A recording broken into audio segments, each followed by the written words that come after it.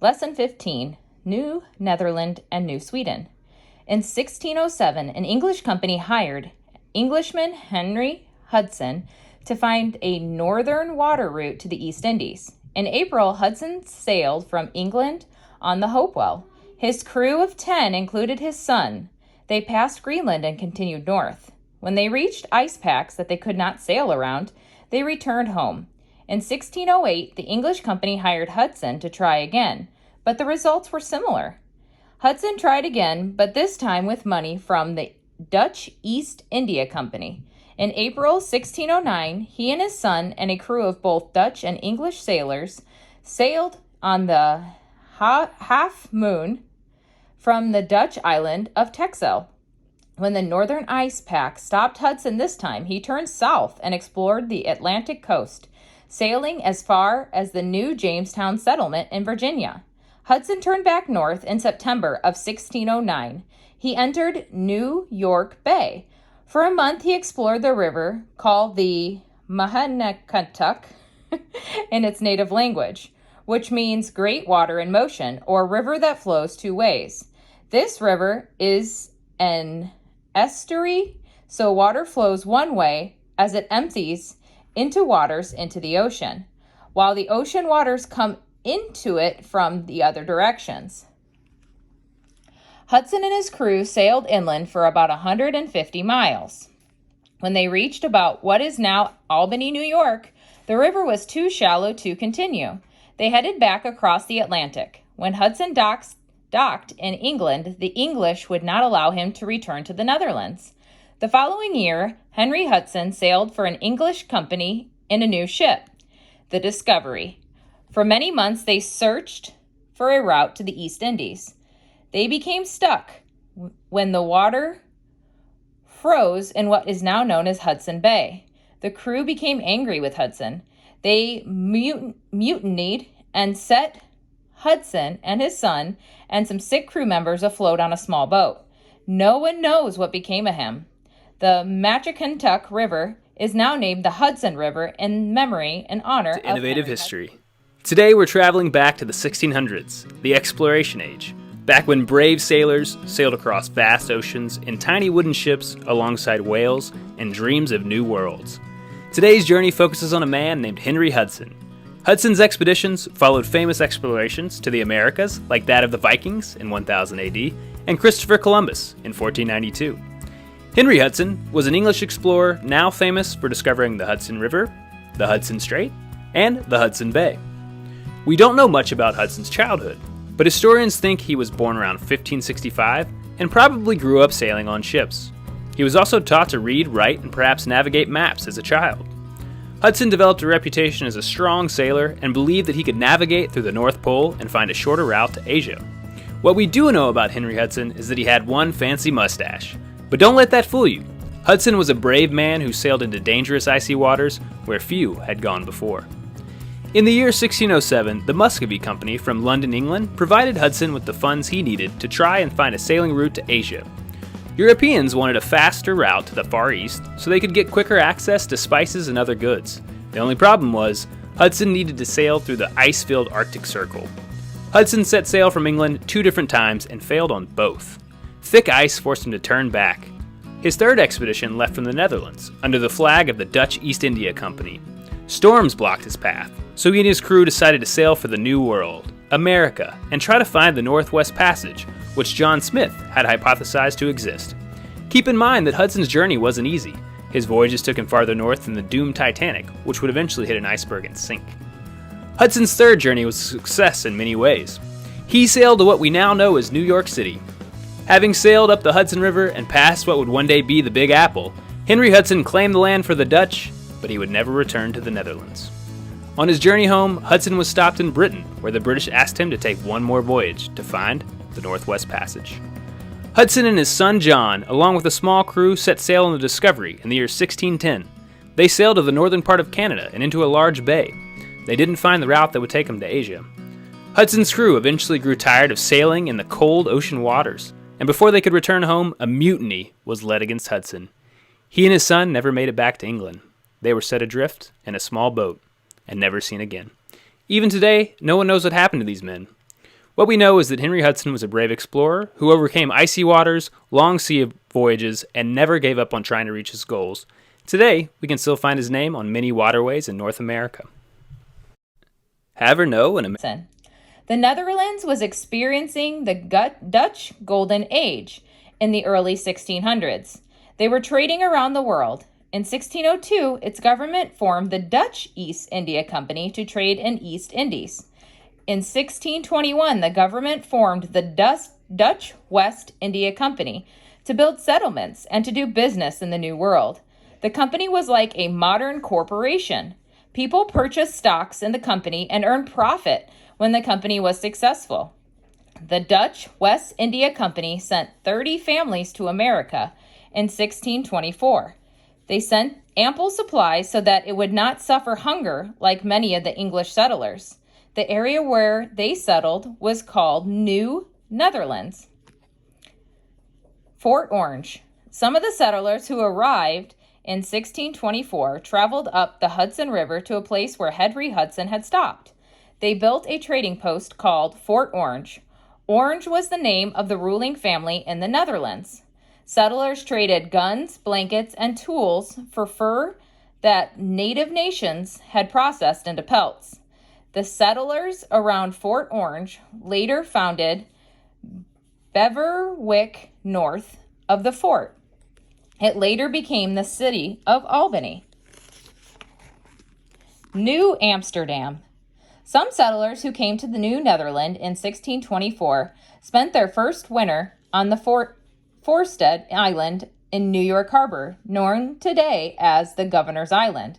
They called it Noten Elegant.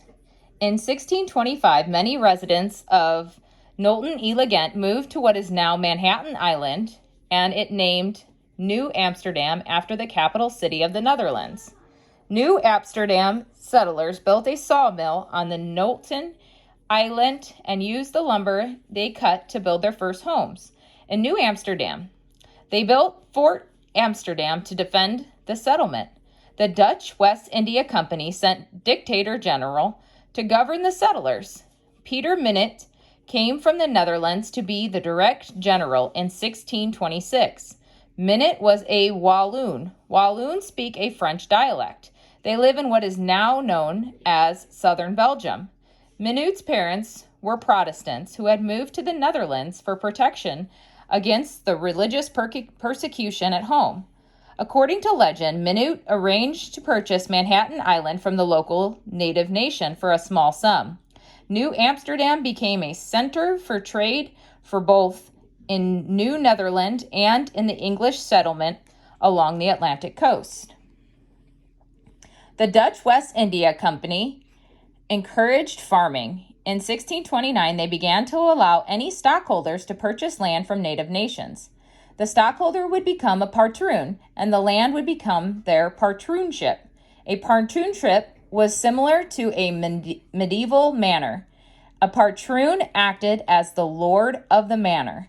The company did not allow any patroonships in Manhattan. Any stockholder who wanted to become a patroon had to pay for transportation for at least 50 settlers, age 15 or older, to become his patroonship. These settlers were similar to the English indentured servants that we described on page 70. They had to live in the patroonship for a certain number of years. Patroonship settlers would be free from paying taxes for 10 years. The Dutch were deeply involved in this terrible practice of buying and selling Africans. The Dutch West India Company sent enslaved Africans to work for the patroon settlers.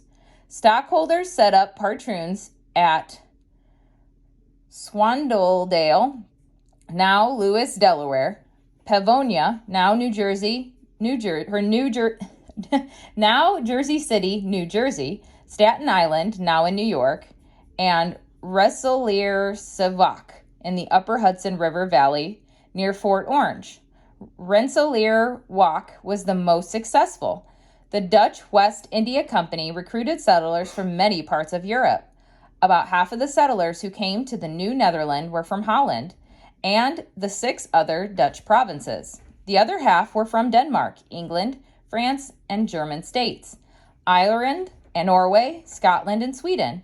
In the 1640s, New Amsterdam had about 450 citizens. They spoke 18 languages, including both native and European languages. New Netherlands settlers included craftsmen, traders, clerks, surgeons, ministers, soldiers, farmers, and laborers. New Sweden. In 1631, the Dutch West India Company replaced Minute as the Direct General of New Netherland.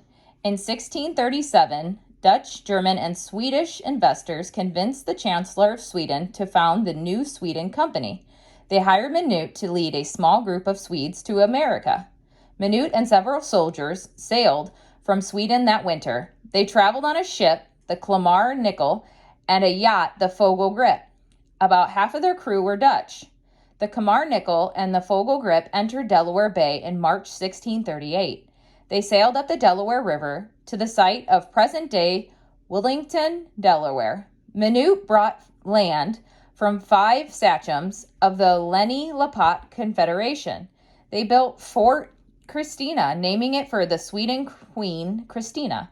The queen was only 11 years old. Trading with native nations began right on the Kalmar Nyckel. He carried fur pelts to sell. When the ship stopped at the Caribbean islands to trade for tobacco, Minute visited on a Dutch sloop in the harbor. A sudden storm drove the sloop away from the shore and it was lost at sea. In 1642, the Swedish government sent John Björnsson Prince to be governor. Prince was 6 feet tall and weighed almost 400 pounds. Local native nations called him Big Belly. Prince built more forts and served New Sweden well. After several other director generals, Petrus, known as Peter, Savant arrived in New Amsterdam in 1647 to become the Director General of the New Netherland. Stuyvesant had a peg leg as a result of an injury in a battle that had taken place in the Caribbean island while he worked for the Dutch West India Company. Stuyvesant made improvements in New Amsterdam. One was fire protection. He appointed fire wardens to inspect thatched roofs and wood chimneys in homes. Beginning in 1658, 8 men patrolled New Amsterdam every night. At sunset each evening, every household set leather buckets on their doorstep. If the fire patrolmen saw a fire, they shook wooden rattles to tell the citizens to wake up and go to the fire with their leather buckets. There they set up the Bucket Brigade to put out fires. Johan Prince led New Sweden until 1653. By 1655, 11 ships had brought Swedes, Finns to settle on both sides of the Delaware River. The settlers began farms and small villages. The Swedes and the Dutch lived peacefully for several years. However, in 1655, Peter Stuyvesant led an invasion of New Sweden, and they captured Fort Christina, and Sweden lost its claim in America. By 1664, New Netherland had 9,000 residents. About 1,500 lived in New Amsterdam. The countries of England and the Netherlands fought 3 wars during the 1600s. In August of 1664, English ships sailed the harbor into New Amsterdam. The people of New Amsterdam refused to fight. England easily took control. The English changed the name of New Netherland to New York, after the brother of King Charles II. His name was James, Duke of York. New Amsterdam became New York City. When the English took over New Netherland, they named the land to the east of the Delaware River, New Jersey. Jersey is the name of the island in the English Channel. King Charles II gave New Jersey to his brother James, Duke of York. James gave it 2 nobles, Sir George Carteret and Lord John Berkeley. Quakers, Finns, Swedes, and Dutch had settled there in the 1670s. Lands of New Sweden on the west of the Delaware River eventually became the Delaware Colony.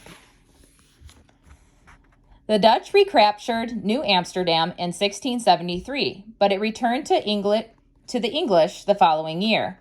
Stuyvesant remained on his nearby farm, the Boyers, for the rest of his life. The area is still called Bowery today. native nations and their settlers of New Netherland and New Sweden enjoyed and used the land and water that God created in the Hudson River Valley and the Delaware River Valley. The psalmist David teaches, "The earth is the Lord's and all its contents of the world, and those who dwell in it, for he has founded it upon the seas and established it upon the rivers." Psalm 24, 1-2. Governor Peter Stuyvesant denied religious freedom to Quakers. The town of Flushing in the colony of New Netherland had many Quakers. In 1657, 30 brave citizens of Flushing sent a protest to Governor Stuyvesant, stating that they would follow God instead of his unfair law. An excerpt from Flushing Remonstrance, one of the first documents in the struggle for religious freedom in America, is printed below. The Quaker Meeting House in Flushing, New York, was built in 1694. Right Honorable, you have been pleased to send up unto us certain prohibitions or commands that we should not receive or entertain any of those people called Quakers. The law of love, peace, and liberty in states extends to Jews, Turks, Egyptians, as they are considered the sons of Adam, which is the glory of the outward state of Holland. So love, peace, and liberty, extending to all Christ Jesus, condemns hatred, war, and bondage. And because our Savior said it is impossible but that offenses will come, but woe unto him whom they cometh. Our desire is not to offend one of his little ones, in whatsoever form, name, or title he appears in, whether Presbyterian, Independent, Baptist, or Quaker, but shall be glad to see anything of God in them, desiring to do unto all men as we desire all men should do unto us, which is the true law of both the church and state. For our Savior said, this is the law and the prophets. Therefore, if any of these said persons come in love unto us, we cannot in conscience lay violent hands upon them, but give them free egress and regress, coming and going, unto our town and houses, as God shall persuade our consciences. And in this we are true subjects, both church and state, for we are bound by the law of God, and man to do good unto all men, and evil to no man. And this is according to the patent and charter of our town, given unto us in the name of the State General, the country of Holland, which we are not willing to infringe and violate, but shall hold to our patent, and shall remain your humble subjects, the inhabitants of Flushing. Written this day of 27th of December in the year 1657 by me, Edward Hart, the town clerk. Next, we will listen to Chapter 9 of Growing Up Dakota. Growing Up Dakota, Chapter 9. Winnow becomes a young maiden. Many years have passed since Winnow was a baby. Charles Eastman began the chapter with the words of the Sioux love language. In the love song, the man and the girl loves has died while seeking honor. She asks him if he could not remember the one who weeps at home. The sky is blue overhead, peeping through window-like openings in the roof of green leaves. Right between the great pine and the birch tree, their soft doeskin shawls are spread, and there sit two Sioux maidens amidst their fineries. Various colors of porcupine quills for embroidery laid upon sheets of thin birch bark, and the moccasin tops worked in color like autumn leaves. It is Winona and her friend, Minika. They have arrived at this period during which the young girl is carefully secluded from her brothers and cousins and future lovers and retires, as it were, in the nunnery of the woods, behind a veil of thick foliage. Thus she is expected to develop her womanly qualities in meditation and in solitude, entirely alone, or with a chosen companion of her own sex and age. She gains a secret strength as she studies the art of womanhood from nature herself. Winona and Minyata practice their traditional dance. Each wears a wreath of wildflowers on her head. They dance with slow steps around a white birch while singing traditional songs. Now upon the lake that stretches blue to the eastward, There appears a distant canoe, a mere speck no bigger than a bird, flying off against the shining sky. "See the lifting of the paddles," exclaimed Winona. "Like the leaping of trout upon the water," suggested Minata. "I hope they will not discover us, yet I would like to know who they are," remarked the other, innocently. The birch canoe approaches swiftly with two young men playing the light cedar pedals. The girls now settled down to do their needlework, quite as if they had never laughed or danced or woven garlands, bending over their embroidery in perfect silence. Surely they would not wish to attract attention, for two sturdy young warriors have already landed. They picked up their canoes and lay it well out on the bank, out of sight. Then one procures a strong pole. They lift a buck deer from the canoe, not a mark upon it, save for the bullet wound. The deer looks as if they were sleeping. They tie the hind legs together, and the forelegs also, and carry it between them on poles. Quickly and cleverly they do all of this, and now they start forward and come unexpectedly upon the maiden's retreat. They pause for an instant in mute apology, but the girls smile their forgiveness, and the youths hurry on toward the village. Winona has now attracted her first maiden's feast and is eligible for marriage. When a young man speaks to a maiden, she doesn't have to answer him unless she wants to. It was no disgrace to the chief's daughter in the old days to work with her hands. Indeed, their standard of worth was the willingness to work, but not for the sake of accumulation, only in order to give. Winona has learned to prepare skins, to remove the hair and tan the skin of a deer so that it may be made into moccasins within 3 days. She has a bone tool for each stage of the conversion of the stiff rawhide into the velvety leather. She has been taught the art of painting tents and rawhide cases and the manufacture of garments of all kinds. Generosity is a trait that is highly developed in the Sioux women. She makes many moccasins and other articles of clothing for her male relatives, or for anyone who are not well provided. She loves to see her brothers, the best dressed among the young men, and the moccasins, especially of a young brave, are a pride of his womankind. Her own person is neatly attired, but ordinary, with great simplicity. Charles A. Eastman describes a maiden's doeskin gown with its wide flowing sleeves. Her moccasins are plain, her leggings close-fitting, and not as high as her brother's. She parts her smooth jet black hair in the middle and plaits it into two. In the old days, she used to do it in one plait, wound around with a wampum. Her ornament, sparingly worn, are beads, elk teeth, and a touch of red paint. No feathers are worn by the women unless it is a sacred dance. She is supposed to always be occupied with some feminine pursuit or engaged in some social affair, which also strictly feminine as rule. Charles A. Eastman talks about how modest the girls are and about the fun times they have with each other.